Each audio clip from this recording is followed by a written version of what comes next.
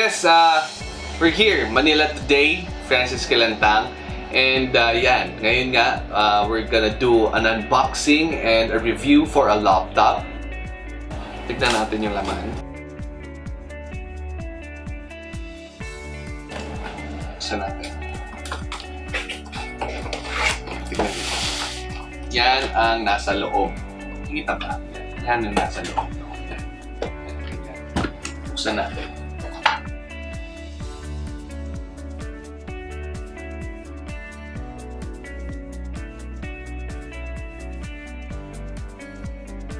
Pull out ko lang. Pull out ko lang. And we have this laptop with, ano pa siya, wrap. Cloth wrap. Bago yan, buksan din natin tong accessory. So yung accessory. Dito. Buksan natin dito. Yan. Box pa lang. Premium na siya. We have an adapter brick, the brick adapter. Then this is a cord, power cord.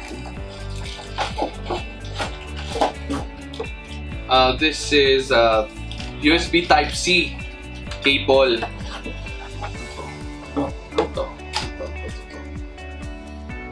This is, I think this is the battery. The battery included, oh. This is the battery. Uy, laki ah. Laki ng battery niya. Let's see.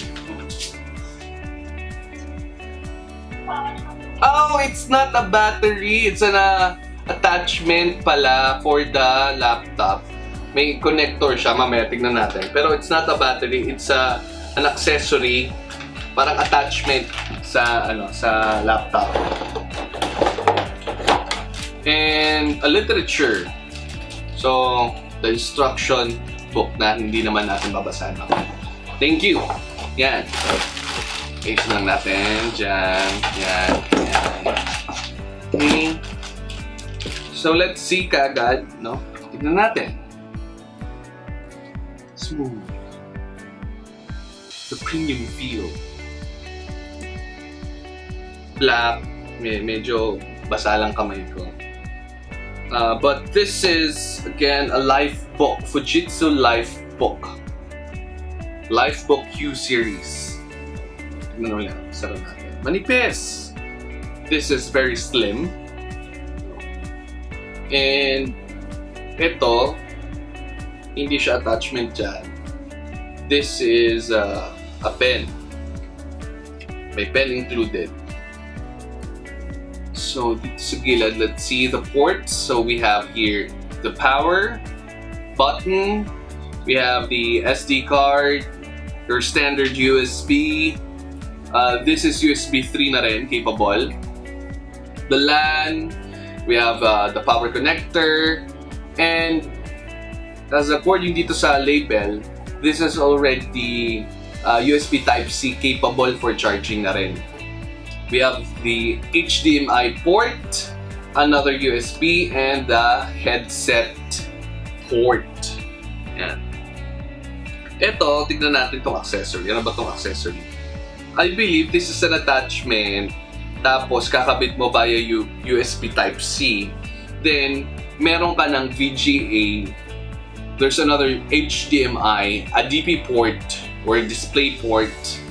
Then, your LAN. 2 standard USB, and then another Type-C. So if you want to extend the connectors, or you want to have more connectors, if you don't want to have a converter, HDMI to VGA for presentation, this already has a VGA connected to it. So you just attach it via USB, and you have an extra port, a VGA port. Okay, sige, turn on na. Hindi, flip muna natin yung device.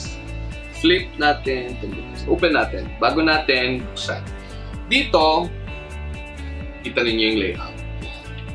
Simple layout, very slim, no? First impression natin, very very professional, elegant yung style, even the color. no? Una ko nakita, may weird kasi parang may dalawang camera. May camera din dito sa keyboard, no? May camera sa keyboard. Kasi kung nagtataka kayo, why there's two cameras? Because this laptop can be folded 360 degrees. It can also be a tablet because this is also a touch screen. Yan. Balikunin natin. Pero hindi siya hindi siya flimsy. Kasi yung ibang laptop na experience ko, pag binubuksan, tapos pino-fold dun sa 360, parang nakakatakot. Ito hindi siya nakakatakot kasi stable yung kanyang hinges. No. Okay, sige. Turn on natin yung device. Dito lang sa my side. Actually, ang bilis nung niya. Ang bilis nung power on yung start niya. Bilis nun compared to your usual specs. Usual laptops or even PCs pa nga eh. Which is a breeze about 1-2 seconds. Nasa na ako, desktop na ako ng Windows 10. So pag open natin, simple lang din. Clean, as usual, this is a clean install of Windows 10.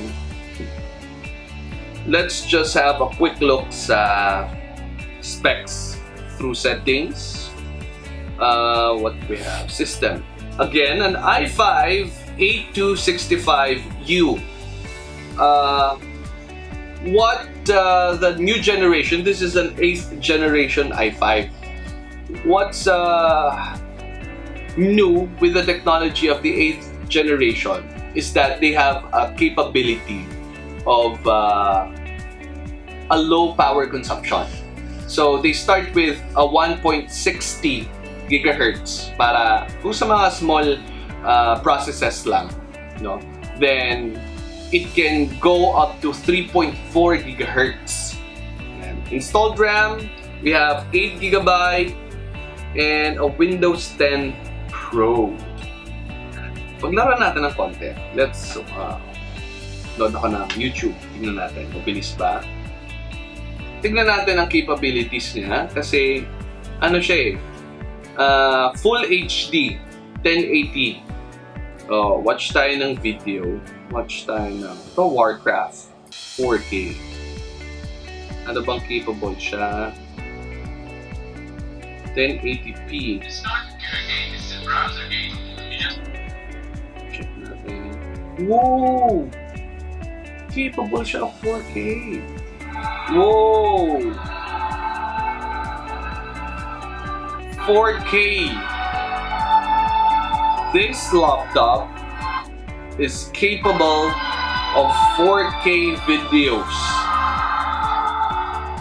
It's so crisp. If you haven't experienced a 4K video, you should try it.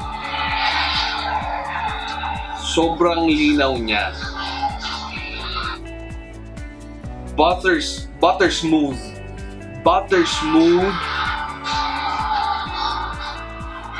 Nung videos, kitang-kita mo yung details. The beauty of 4K. Super speedy. Light. Ito pa pala magandang features. Try natin to. Meron kasi siyang pen. Responsive pa. Very responsive. ... Let's try. If you're on the go, sometimes it's boring, sometimes it's tiring to type your notes. Maybe you want to write. Maybe it's easier for you to write. Let's try the capabilities and accurateness of the pen. Better kung ipa-fold natin. Para kunwari. Laptop and a tablet na rin. No? So, if you do your presentations, you want to write, you can probably use this kind of mode. No? That's new. Yan. Tingnan natin yung sulat. Ganda ng sulat. No? Ang ganda ng penmanship mo dito. So, ako especially, I do cursive writing kasi. That's my writing. And as you can see, cursive niya, ang ganda ng sulit niya sa cursive. Kasi yung iba, pag yung pen hindi responsive, yung cursive mo, hindi niya masyadong nadidetect. And this one, ganda oh! Smooth yung kanyang drawing. So this is also good for writing, or maybe if you are an artist inside, no? You can explore it further. But for me, kasi I do own a production company, I have a digital company. I'm always on the go, plus I'm also a professor. So this kind of setup is very ideal.